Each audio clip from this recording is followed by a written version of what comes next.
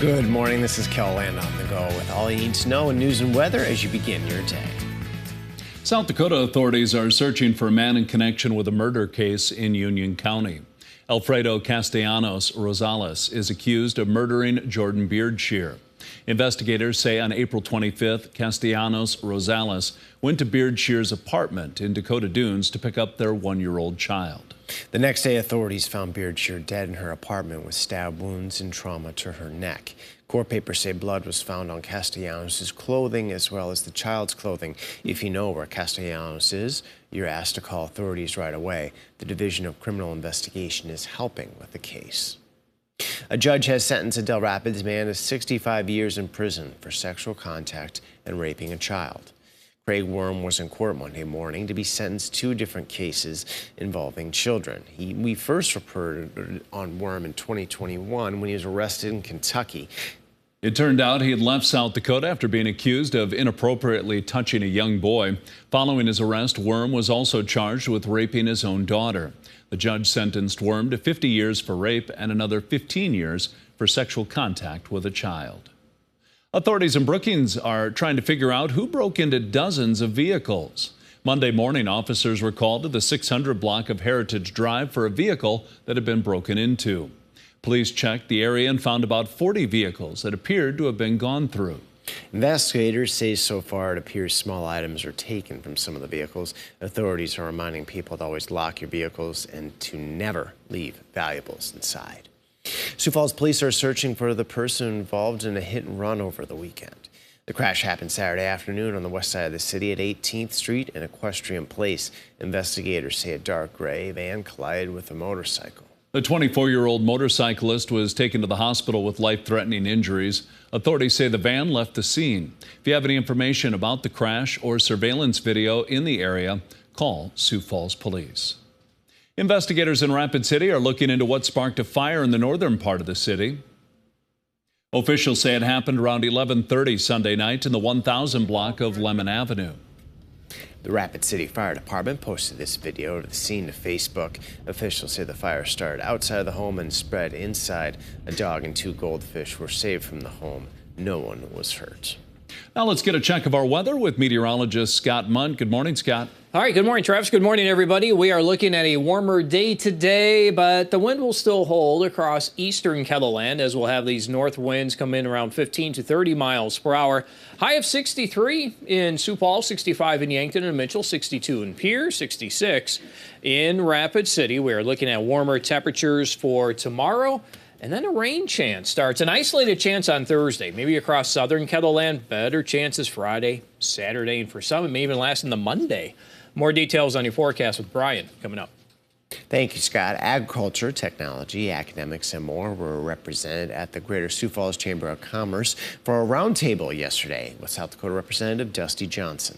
The purpose of the discussion was so Johnson could learn more about the impact the Chinese Communist Party has on the attendees' organizations. Jerry Schmitz, executive director of both the South Dakota Soybean Association and Soybean Checkoff, says China purchases almost half of South Dakota-grown soybeans.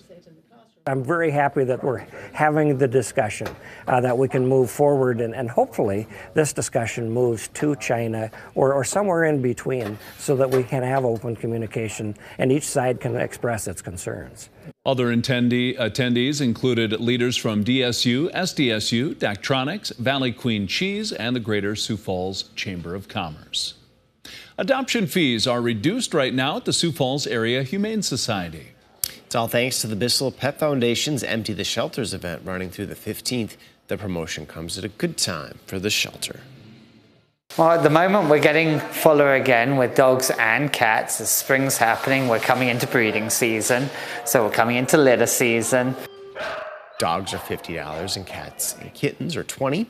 Puppies are not included in the reduced fee promotion. Leo, a therapy dog that joined the Sioux Falls Police Force last week, was a special guest at Severance Brewing Sunday and even got to pick a new beer for the brewery. Organizers put options side by side on 2 separate plates, and Leo chose all the ingredients for the beer. He chose the style, its base grain, and one of 3 fruit options. In the end, Leo picked a mango sour with a pale ale malt. Severance Brewing plans to brew the beer this month and release it in June. A portion of the proceeds from the beer will go towards Leo's training, vet bills, and other needs. Let's look at some of our top stories. Now let's get one last look at your weather with meteorologist Brian Karstens. Brian? All right, as we wrap things up, red flag warning today for high fire danger. Our Minnesota and Iowa counties primarily involved with that, but it also includes an extreme eastern part of South Dakota, including Sioux Falls. Bottom line, don't be burning brush piles today, and just be extra careful with the vegetation still dormant in a lot of locations. And yeah, you bring down that humidity this afternoon, that'll be enough for those conditions. We've had morning winds out of the north. We still anticipate today Sioux Falls will be north at 15 to 30 miles per hour as we go throughout the afternoon. Here's a look at the weather maps today. Less wind, I think better today. We're not going to gust to near 40. We'll be gusting probably closer to 30. The high pressure nosing in from North Dakota. That's going to give us one more chilly night, we'll say. 30s out there still for many of us daybreak tomorrow morning. Sioux Falls will be included with that. But once we get beyond that, then we start to turn the corner here and we bring in 70s tomorrow, and that'll be nice. We'll expect expanding 70s and even a few more 80s popping up Thursday. There could be an initial chance of rain Thursday afternoon in the south. If that sparks, it's about a 20% chance, but we'll kind of regroup into Friday. Watch some rain in southwest South Dakota. We'll see if that will continue to migrate northeastward and in clusters as we get towards Saturday. Not a washout. I still expect temperatures will be in a good range, a lot of upper 60s and low 70s.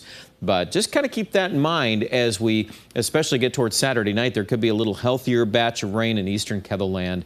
That's certainly a trend we'll be updating as we continue through the week and see how that unfolds here. But this is definitely a more spring-like forecast. As temperatures warm, bring in some rain. A lot of typical talking points of the month of May. 65 today, Mitchell in your forecast. 65 in Chamberlain, 67 degrees in Valentine. 7-day forecast, mid to upper 70s Wednesday, Thursday, and then we're into the low 70s as we kick off the weekend. The best chance of rain is on Saturday. That could continue into Sunday morning pretty easily. And even early next week, it's kind of messy in between systems, so we've even carried a chance of rain through Monday. The Aberdeen area also getting in line with some of these rain chances starting Friday. Best bet is Saturday or Saturday night. And lows, yeah, that's important too. They're coming out of the 30s and now we're getting into the 40s. And as we look at this forecast, really right now, Pierre and the Rapid City area too, 70s, even an 80 tomorrow. And of course, with some rain coming, that's also, generally speaking, good news to help to green things up here as we get into the weekend. Check out the details with the weather online at KETHERLAND.com.